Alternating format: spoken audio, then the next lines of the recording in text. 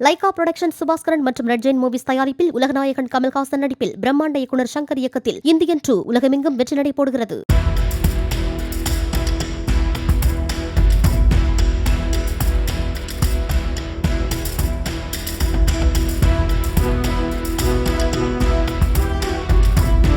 திண்டுக்கல் மாவட்டம் நத்தம் செங்குறிச்சியில் கடந்த ஜூலை 27ஆம் தேதி டாஸ்மாக் பாரில் சோதனை செய்ய சென்ற மதுவிலக்கு பிரிவு காவலர்கள் கல்லாவில் இருந்த பணத்தை பறித்துச் சென்றது அங்குள்ள சிசிடிவியில் பதிவாகியுள்ளது.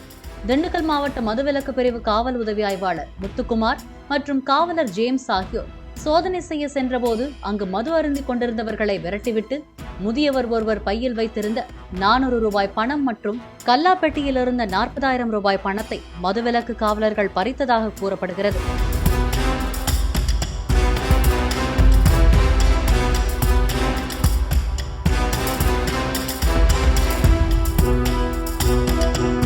லைகா புரொடக்ஷன் சுபாஸ்கரன் மற்றும் ரெட் ஜெயின் மூவிஸ் தயாரிப்பில் உலகநாயகன் கமல்ஹாசன் நடிப்பில் பிரம்மாண்ட இயக்குனர் சங்கர் இயக்கத்தில் இந்தியன் 2 உலகமெங்கும் வெற்றி நடை போடுகிறது.